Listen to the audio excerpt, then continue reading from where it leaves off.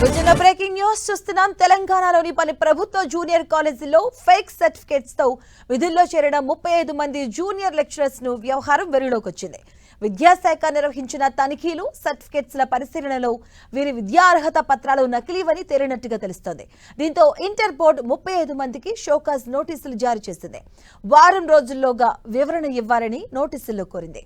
నకిలీ సర్టిఫికేట్స్ తో విధుల్లో చేరిన 35 మందిలో సిద్దిపేట జిల్లాకు చెందిన 3 లెక్చరర్స్ ఉన్నారు. గజ్వేల్ బారుల జూనియర్ కాలేజీలో ఒకరు 19 ఏళ్లుగా విధులు నిర్వహిస్తున్నారు.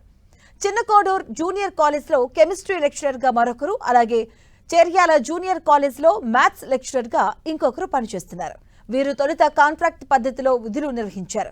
2023లో రెగ్యులర్ గా పదోన్నతులు పొందినట్టుగా తెలుస్తుంది. ఫేక్ సర్టిఫికేట్స్ వ్యవహారంపై ఇంటర్ బోర్డు నోటీసులు జారీ చేయడంతో ఈ అంశం ఇప్పుడు విద్యాశాఖలో చర్చనీయాంశంగా మారింది.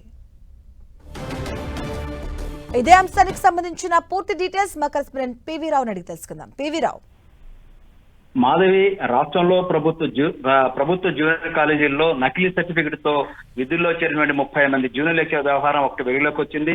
విద్యాశాఖ నిర్వహించినటువంటి తనిఖీల్లో సర్టిఫికెట్ల పరిశీలనలో వీరి విద్యా అర్హత పత్రాలు ఏతున్నాయో అవి మొత్తం కూడా నకిలీవని తేలిపోయింది. దీంతో ఇంటర్ బోర్డు 30 మందికి షోకాజ్ నోటీస్ ఇచ్చింది. ఇందులో 3 మాత్రం సిద్దిపేట జిల్లాకు చెందిన వాళ్ళు ఉన్నారు. నకిలీ సర్టిఫికెట్ తో విధుల్లో చేరిన ఈ 35 మందిలో సిద్దిపేట జిల్లా చెందినటువంటి 3 లెక్చరర్స్ లో గజ్వేల్ బాలుర జూనియర్ కళాశాలలో ఎండి అష్రఫ్ హుస్సేన్ 19 సంవత్సరాలుగా ఆయన నకిలీ సర్టిఫికెట్ తోనే విధులు నిర్వహిస్తా ఉన్నారు.